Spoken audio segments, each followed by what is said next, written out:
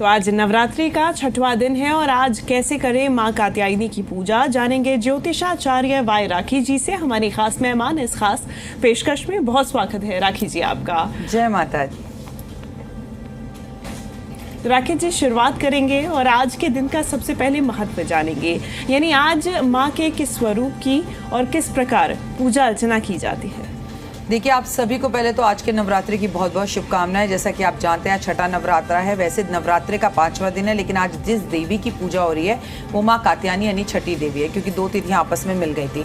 कात्यायनी माँ की पूजा की जाती है अगर आपको मनचाहा वर चाहिए, सुयोग्य वर चाहिए, जिससे आप प्यार करती हैं उससे आपकी शादी हो जाए, और आप पहले से शादीशुदा हैं और आपकी शादीशुदा ज़िंदगी में अगर किसी भी तरह की कोई परेशानी चल रही है तो भी आपको कात्यायनी माँ की पूजा करनी चाहिए। और कोई परेशानी नहीं है तो भगवान करे कि कभी भी कोई भी परेशानी ना आए, तो कात्यायनी माँ की पूजा करनी चाहिए। माँ का स्वरूप है, माँ शेर पर सवार है। माँ की 4 भुजाएं, एक अभय मुद्रा, एक वर मुद्रा, एक में तलवार और एक हाथ में माँ के कमल का पुष्प है। माँ मंद मंद मुस्कुरा रही हैं और माँ को देखो तो माँ आशीर्वाद देती हुई मुद्रा में भी दिख रही हैं, और माँ युद्ध की स्थितियों के लिए भी तैयार है। मतलब एक बिल्कुल हाउसवाइफ की तरह कि भाई आपको पूरी सेवा करेंगी, प्यार भी करेंगी, अभय भी देंगी, वरदान भी देंगी, लेकिन अगर घर पर किसी ने उंगली भी उठाई तो हाथ में तलवार भी है, फिर वो आपको काट भी देंगी। तो माँ का ये रूप पूरी तरह से हाउसवाइफ के लिए, महिलाओं के लिए डेडिकेटेड है। और इस सुंदर स्वरूप के बारे में और जानेंगे, जो कि हर दिन हम अपने दर्शकों तक एक कहानी के माध्यम से माँ के स्वरूप का महत्व बता रहे हैं। तो माँ के इस स्वरूप का भी महत्व कहानी के माध्यम से राखी जी आपसे जानेंगे। देखिए, हम कहानी आपके साथ पहले नवरात्रे से लगातार शेयर कर रहे हैं। जैसा कि मैंने आपसे बताया कि माँ ने किस तरह से तपस्या करी, कैसे शैलपुत्री के रूप में हिमालय पर्वतराज के यहाँ पर जन्म उन्होंने लिया, उसके बाद उन्होंने घोर तपस्या करी, घोर तपस्या करके शिव को प्राप्त किया, शिव से विवाह किया, विवाह के बाद स्कंद की उत्पत्ति हुई, स्कंद पैदा हुए, और कल तक हमने स्कंद की कहानी आपको सुनाई थी। आज आगे की सुनाते हैं। अब अपने परिवार के साथ शिव परिवार आराम से रह रहा था, यानी जहां पर स्कंद थे, जहां कार्तिकेय यानी कि जहां पर गणपति और अशोक सुंदरी उनकी बेटी, नंदी, सांप, चूहा, मोर सब आराम से रह रहे थे। लेकिन कहते हैं ना, जब आप जीवन में सब कुछ आराम से जी रहे हो तो कहीं ना कहीं किसी विलन की एंट्री जरूर होती है। तो फिर हुई महिषासुर की एंट्री। महिषासुर जो कि देवी देवताओं को बहुत तंग कर रहा था, पूरी सृष्टि के अंदर उथल पुथल मचा रहा था और कोई ना कोई अधर्म करता रहता था। तो धर्म की रक्षा करने के लिए समस्त देवी देवताओं ने माँ को याद किया, और माँ जो है एक ममतामयी रूप में, अभय मुद्रा और वर मुद्रा के रूप में, कात्यायनी के रूप में उन्होंने प्रकट हुई और प्रकट होकर महिषासुर का वध किया, और महिषासुर मर्दानी भी कहलाई। इसीलिए इस रूप का माँ का महत्व बहुत है। कहते हैं कि माँ की इस रूप की पूजा करने से आप अपनी समस्त इंद्रियों को वश में कर सकते हैं और अपने पर कंट्रोल कर सकते हैं। अगर आपको किसी से बहुत ज़्यादा प्यार है लेकिन सामने वाला आपको प्यार नहीं करता, तो आज के दिन आपको इन माँ की पूजा करनी चाहिए, क्योंकि माँ आपको शक्ति देती है। लेकिन माँ से जुड़ी एक और कहानी भी, ऐसा कहते हैं कि श्री कृष्ण भगवान को पति के रूप में प्राप्त करने के लिए जितनी भी गोपियाँ थीं उन्होंने इन्हीं देवी की पूजा की थी, और ये वरदान मांगा था कि कृष्ण उन्हें पति के रूप में प्राप्त हो, क्योंकि कात्यायनी ऋषि के यहाँ पर उत्पन्न होने की वजह से इनका नाम कात्यायनी देवी पड़ा। और ऐसे में माँ कात्यायनी की पूजा अर्चना की जाती है और श्रद्धा और शक्ति के लिए माँ की पूजा की जाती है। और संकट में, जैसा कि आपने भी बताया, गृहिणी जो होती हैं संकट में हर वक्त वो ही ढाल बन के पूरे परिवार के लिए खड़ी रहती हैं। अगर बात करें मंत्रोच्चार की राखी जी, तो कौन से मंत्र का उच्चारण करने से मनोकामनाएं पूरी होती है? देखिए, मंत्र अगर ठीक से बोल पाएं तो ही बोलिएगा, अन्यथा कोई बात नहीं, क्योंकि माँ का सबसे बड़ा मंत्र होता है कि इनके सामने नतमस्तक यानी कि ज़मीन पर लेट कर पूरी तरह से, लड़कों को तो खासकर, पुरुषों को तो खासकर नतमस्तक होना चाहिए। आपको ओम ह्रीं क्लीं चामुंडाय विद्या का जाप करना चाहिए, ओम दुर्गाय नमः का जाप करना चाहिए, या देवी सर्वभूतेषु शक्ति रूपेण संस्थिता नमस्तस्ते नमस्तस्ते नमस्तस्ते नमो नमः का जाप करना चाहिए, या देवी सर्वभूतेषु लक्ष्मी रूपेण संस्थिता नमस्तस्ते नमस्तस्ते नमस्तस्ते नमो नमः का जाप करना चाहिए। आपको ओम माँ कात्यायनी देवी नमः का जाप करना चाहिए। आपको ओम ह्रीं क्लीं चामुंडाय विद्या का जाप करना चाहिए। आज गुरुवार का दिन है, तो गुरुवार का दिन जो होता है वो समर्पित होता है भगवान विष्णु को, तो इसलिए आज आपको ओम नमो भगवते वासुदेवा का जाप करना चाहिए। केले के पेड़ की परिक्रमा करनी चाहिए, केले के पेड़ पर हल्दी का जल अर्पण जरूर करना चाहिए। निश्चित तौर पे। और आज चूंकि जैसा आपने बताया गुरुवार का दिन है और पीला रंग का उतना ही महत्व गुरुवार के दिन माना जाता है, लेकिन आज नवरात्र के छठे दिन के अनुसार कौन सा रंग माँ को प्रिय और माँ कात्यायनी को प्रसन्न करने के लिए कौन से रंग आप धारण करें या फिर पूजा अर्चना करें? देखिए, आज के रंग की बात की जाए तो वैसे तो दिन आपने बिल्कुल सही कहा कि बृहस्पतिवार का दिन है, तो बृहस्पतिवार का रंग जो होता है वो पीला होता है, लेकिन जो कात्यायनी माँ को बेहद ज़्यादा पसंद है वो भी है पीला रंग। तो माँ को आज पीला भोग लगाएं, जैसे कि आप केले का भोग लगा सकते हैं दिन के हिसाब से भी। आज आप माँ को आम का भोग लगाएं, आज आप माँ को बेसन से बनी हुई मिठाइयों का भोग लगाएं। आज का दिन बेहद उत्तम है। आज पीला खाएं, पीला पहने, पीला दान करें और पानी में निश्चित रूप से हल्दी डालकर स्नान करें। यानी कि पीले रंग से माँ को बेहद ही ज़्यादा प्यार है, प्रसन्न होती हैं और पीले वस्तुओं का दान करना और भी ज़्यादा महत्वपूर्ण हो जाता है। आज के दिन अगर बात करें राखी जी, कौन से उपाय करने से आप अपने गृहस्थ जीवन को और ज़्यादा मंगलमय बना सकते हैं? अगर पीले वस्तुओं को दान करने की ही बात की जाए तो कौन सी वो खास वस्तुएं हैं जिनको दान करने से माँ प्रसन्न होती है? पहले माँ के पुष्प की बात कर लेते हैं, क्योंकि मैं आज आपसे कहूंगी कि आज आपको जरूर पीले पुष्प दान करने चाहिए। आज आपको माँ को गेंदे के पुष्प अर्पण करने चाहिए। माँ को पीले रंग का पुष्प पसंद है, माँ को गुड़हल का फूल पसंद है, माँ को गुलाब का फूल पसंद है। और ओए हुए कहीं अगर आपको पीले रंग का गुलाब मिल जाए तो समझिए आपने सारे कार्य पूर्ण कर दिए और माँ को बेहद प्रसन्न कर दिया। तो ये जरूर करें। आपने बहुत अच्छा बात बोली, क्या चीज़ों का दान करें। देखिए, माँ का सीधा जो है ना, अगर माँ की देवी पुराण की बात की जाए, देवी पुराण जब हम पढ़ते हैं उसमें एक ही बात देखिए कि भोजन करो। आपने देखा होगा जब भी माँ के नवरात्रे आते हैं तो लोग अष्टमी और नवमी पर भंडारे करते हैं, तो माँ को भंडारे करना बहुत पसंद है। तो आपके घर के आसपास भी कहीं भंडारा हो रहा होगा तो आज के दिन दान कीजिए, वहाँ पे जाके नमक का दान कीजिए, दाल का दान कीजिए, आटे का दान कीजिए, घी का दान कीजिए, सूजी का दान कीजिए, ड्राई फ्रूट्स का दान कीजिए, मसालों का दान कीजिए। और आज के दिन पीले फल बांटना, जैसे कि आम का भोग लगाना, आम बांटना, और उससे भी ज़्यादा केला बांटना, केला दान करना आपके लिए बेहद ज़्यादा उत्तम रहेगा। अब आगे हम बात करेंगे माँ के मीठे मीठे भोग की।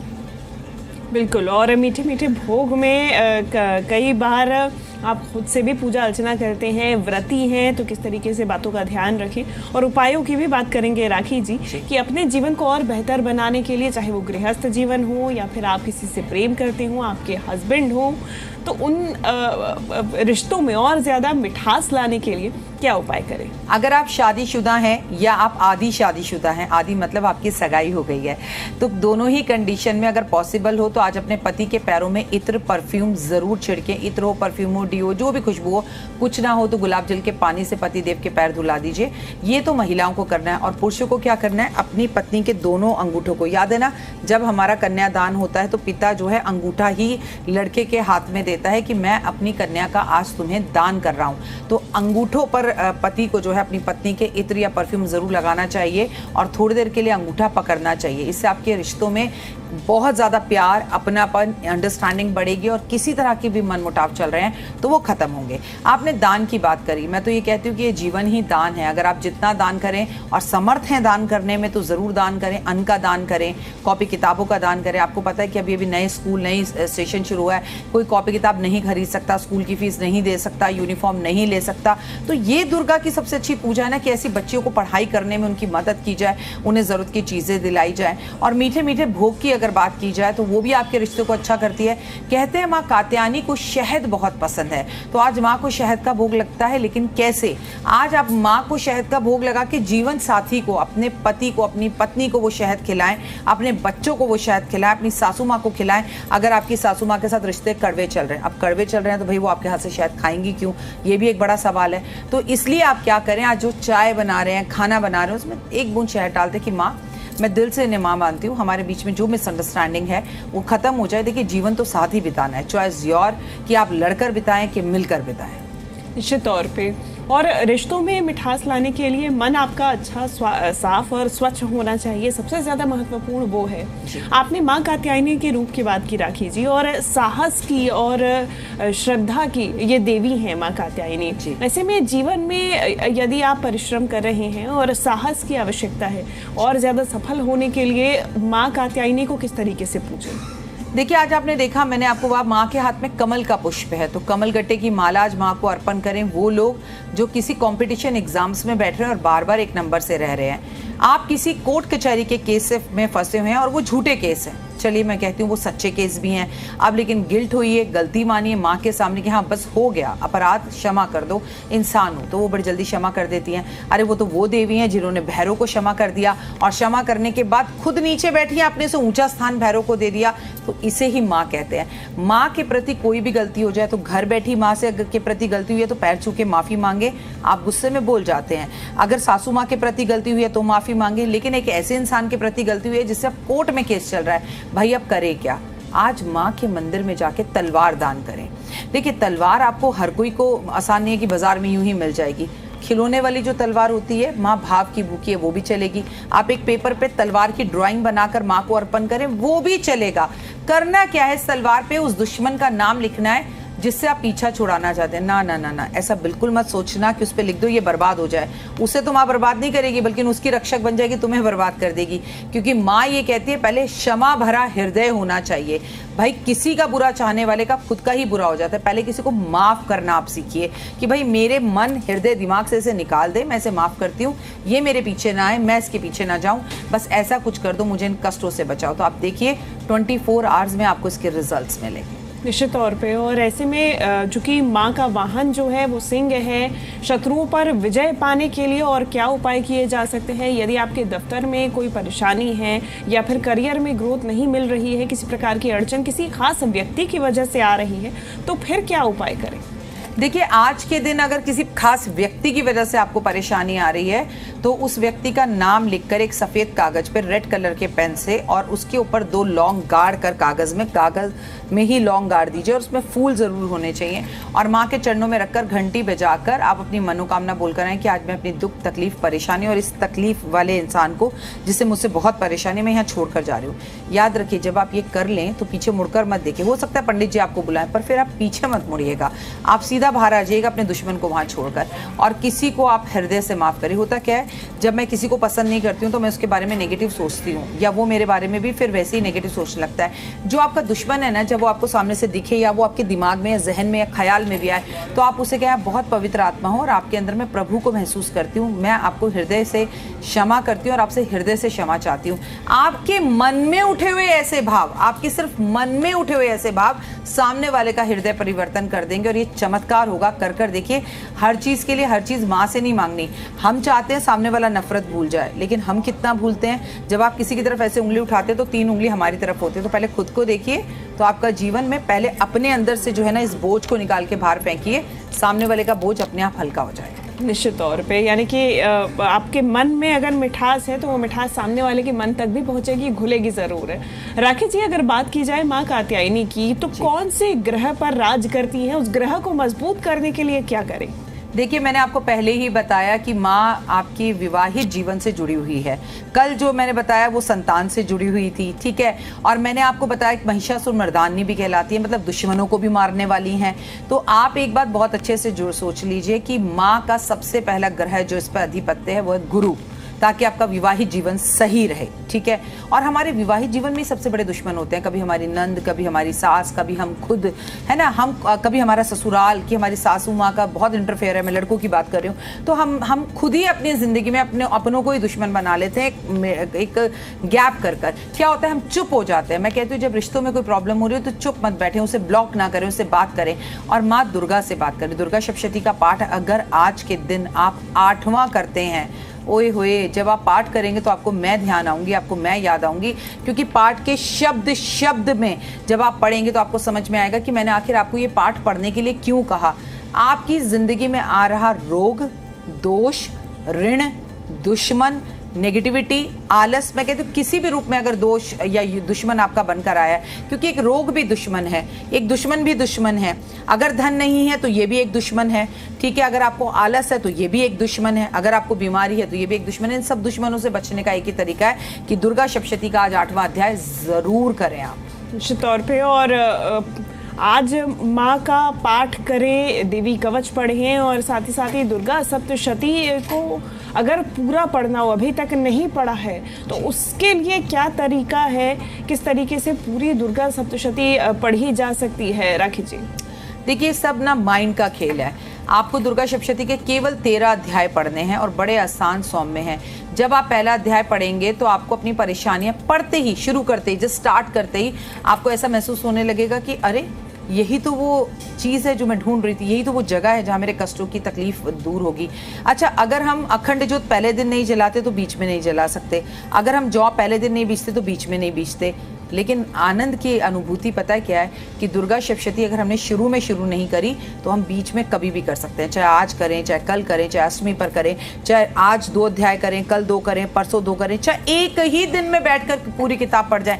ऐसी बहुत सारी महिलाएं हैं जो सुबह शाम दोनों टाइम पूरी 13 अध्याय करती हैं, जिसमें वो अगला स्त्रोत्र भी करती हैं, जिसमें दुर्गा कवच भी पढ़ती हैं, दुर्गा चालीसा भी पढ़ती हैं और हर दिन की देवी का पाठ भी वो अलग से करती हैं। तो ये आपकी अभिभूत है, आपकी मन मर्जी है कि आपको किस तरह से कंफर्ट जोन में, लेकिन आप सो रहे हैं, उबासी ले रहे हैं, आपसे पढ़ा नहीं जा रहा, आपकी आंखें बोझल हो रही हैं, तो प्लीज ऐसा पाठ ना करें। तो ऐसे में आप दुर्गाय नमः का एक माला जाप कर लें, it is more than enough. लेकिन भगवान को और माँ को जब भी याद करें, कहें पटरानी, महारानी, दुर्गे, जगदम्बे, शेरा वाली, मीरा वाली, कंजका वाली, छोले वाली, हलवे वाली, आप जब हृदय से उसे पुकारेंगे तो आपके रोंगटे खड़े होने लगेंगे और आपके सारे ही काम जादुई रूप से होने लगेंगे, क्योंकि माँ ममता में ही है और माँ सिर्फ ये चाहती है कि आप उसे जब भी बुलाएं ऐसे बुलाएं जैसे आप अपनी माँ को बुलाते हैं। बिल्कुल, और माँ ज़रूर सुनती है यदि आप दिल से बुलाते हैं और मन में श्रद्धा भाव से बुलाते हैं। और अब जिसका हमारे दर्शक भी इंतज़ार कर रहे थे राखी जी, हम राशि अनुसार आज क्या उपाय करें हमारे दर्शक जिससे माँ प्रसन्न हो, उसके बारे में जानेंगे। बिल्कुल, आपने बहुत अच्छा सवाल पूछा बेटा। मेष राशि की बात कर लेते हैं। क्यों कर रही हूं मैं राशियों की बात, ये नवरात्रि से जुड़ा है, लेकिन मंगल ने कर्क राशि में प्रवेश कर लिया है और कर्क राशि में प्रवेश करने से वो नीच का हो गया है। हालांकि दृष्टि उच्च की है, लेकिन इस पर भी आपको मंगल के कुछ उपाय जरूर करने हैं, क्योंकि ये साल 2024 जोड़ा जाए नंबर 9 मंगल का है। तो अगर आप मेष राशि वाले हैं तो माँ से लड़ाई होगी, गुस्सा बहुत आएगा, वाणी पर कंट्रोल रखें, गुड़ खाएं, माँ को गुड़ का भोग लगाएं। आप वृषभ राशि के हैं तो बल्ले बल्ले है, आपके सफर होंगे, ट्रैवलिंग होंगी और इससे आपको काफी फायदा होगा। लेकिन ये समय आलस करने का नहीं, आज माँ को मिश्री का भोग लगाएं। अगर आप मिथुन राशि के हैं तो ये समय आपके लिए बहुत अच्छा है, लेकिन ऐसा हो सकता है कि बीपी शुगर आपको थोड़ा सा तंग करे या रक्त से जुड़ा हुआ कोई विकार आपको हॉस्पिटल ले जाए। क्या करें ऐसे में? आज माँ को इलायची का भोग लगाएं। अगर आगे बढ़े, कर्क राशि, जिस राशि में जो है मंगल ने प्रवेश किया। अच्छा, मजे की बात है कि कर्क राशि का स्वामी चंद्रमा है और मंगल ने प्रवेश किया। चंद्रमा मंगल, चंद्र मंगल चांदनी योग बनाते हैं। तो भाई आपका तो कोई घर का सपना पूरा होगा, आपका कोई लोन उतरेगा, आपकी मनोकामना पूर्ण होगी। लेकिन ये बात भी, आपको गुस्सा बहुत आएगा। तो भाई गुस्सा नहीं करना, मैं तो आपको कह रही हूँ आपको मंगल को कंट्रोल करना है। अगर मंगल ही आपको कंट्रोल करने लगेगा तो प्रॉब्लम है। आज माँ के मंदिर में जाके नतमस्तक हो। कुछ भोग लगाने से ज्यादा जरूरी है कि माँ के चरणों में, घर बैठी हुई माँ के चरणों में भी शीश नवाएं और माँ को एक नारियल अर्पण करें। आगे बढ़ते हैं, सिंह राशि आपके लिए अच्छा रहेगा, लेकिन आपको बेवजह गुस्सा आएगा, तो आपको गुस्से पे कंट्रोल करना है। सिंह राशि वालों, ऐसा कोई मत बात बोलिए जिससे किसी का हृदय घात हो और आंखों में आंसू आए। क्या करें? आपके लिए बेहद ज्यादा जरूरी है लाल दाल और गुड़ जो है किसी जरूरतमंद व्यक्ति को दान करें और गुड़ जो है छोटी कन्या को दें। आगे बढ़कर कन्या राशि की बात करते हैं। कन्या राशि वालों, ये समय आपके लिए मिला जुला सा रहेगा। मंगल का जो राशि परिवर्तन हुआ है आपके लिए आज के लिए बहुत ज्यादा जरूरी है कि अखरोट का भोग माँ को लगाएं। आगे बढ़ते हैं और तुला राशि की बात करते हैं। ओए हुए, आपकी तो है बल्ले बल्ले, ये विक्रम संवत आपके लिए बहुत अच्छा है। बस अपनी हेल्थ का थोड़ा ध्यान रखना है। स्किन एलर्जीज आपको इस वक्त पे थोड़ा सा तंग कर सकती हैं। करें क्या? आपके लिए बहुत जरूरी है कि आज माँ के मंदिर में शिवजी जी शिवलिंग पे जाकर आज आप गुलाब जल अर्पण जरूर करें और गुलाब जामुन का भोग लगाएं, किसी छोटी कन्या को दें। आगे बढ़ते हैं, वृश्चिक राशि की बात करते हैं। वृश्चिक राशि वालों, आपकी राशि का स्वामी भी मंगल है, तो आपकी मैरिड लाइफ को डिस्टर्ब करता है और आपके मन में विकार उठते हैं अपनी मैरिड लाइफ को लेकर। तो कात्यायनी माँ के मंदिर में आज सिंदूर अर्पण करें। धनु राशि वालों, आज आपके लिए समय अच्छा है क्योंकि मंगल ने जो है राशि परिवर्तन कर लिया है। आपको क्या करना है? आज आपको विष्णु सहस्त्र नाम का पाठ जरूर करना है और माँ के मंदिर में बेसन के लड्डुओं का भोग लगाना है। आगे बढ़ेंगे और आगे बढ़कर हम बात करेंगे मकर राशि की। शनि की सारस्वती आपकी खत्म हो चुकी है। आपको क्या करना है? आपको सिंपल सा एक काम करना है, आज माँ के मंदिर में जाकर आपको घंटी दान कर करानी है। कुंभ राशि वालों, शनि की सारस्वती का तीसरा चरण चल रहा है। आपको क्या करना है? आपके लिए बेहद ज्यादा जरूरी जरूरी है कि आज माँ के मंदिर में जाके पंचमेवे का भोग माँ को जरूर लगाएं और कम बोलें, क्योंकि ये टाइम आपकी मैरिड लाइफ के लिए और आपकी बीपी के लिए ठीक नहीं है। आखिरी राशि मीन राशि, आपकी तो है बल्ले बल्ले। आपकी राशि में तो ऑलरेडी 6 ग्रह जो है वो गोचर कर रहे हैं और गुरु का घर है और गुरु का आज दिन है, तो आज का दिन आपके लिए बेहद खास है। माँ कात्यायनी को आज हल्दी की 11 गांठें अर्पण जरूर करें आप।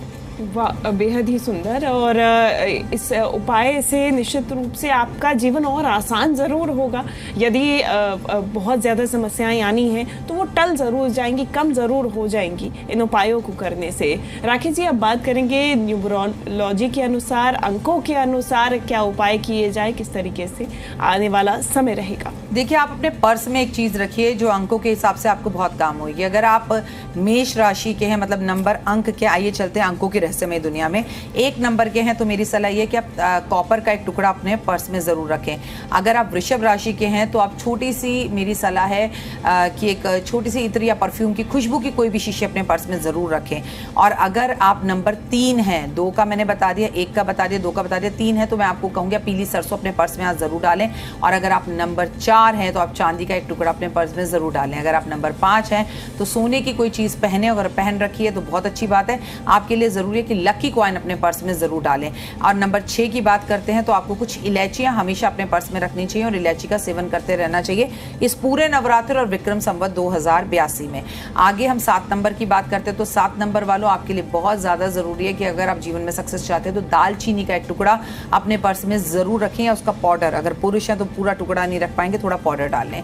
8 नंबर की बात करें तो आपके लिए बेहद ज़्यादा ज़रूरी है कि आप अपने पर्स में थोड़े से काले तिल ज़रूर डालें और समय समय पे से बदलते रहें। और 9 नंबर आखिरी नंबर जो कि मंगल का नंबर है, तो मैं आपको बताऊं, गुड़ खा के पूरे साल आप घर से बाहर निकलें, गाय को गुड़ खिलाएं, क्या अपने पर्स में ऐसा रखें कि आपकी किस्मत चमक जाए। तो आपके लिए बहुत ज़्यादा ज़रूरी है अपनी माँ की ब्लैक एंड वाइट फ़ोटो अपने पर्स में ज़रूर रखें। बिल्कुल, और इन अंकों के अनुसार आप अपने पर्स में अपने ग्रोथ की चाबी रख सकते हैं और ये तमाम चीज़ों का पालन करके, उपायों को देख के, समझ के आप भी और ज़्यादा सफलता की ओर आगे बढ़ सकते हैं। राखी जी, मेरा आखिरी सवाल आपसे रहेगा कि यदि, चूँकि आज गुरुवार का भी दिन है, माँ कात्यायनी का दिन है, आत्मविश्वास की अगर किसी में कमी हो, चूँकि माँ शक्ति की, साहस की देवी हैं, तो वो व्यक्ति क्या करे आज के दिन?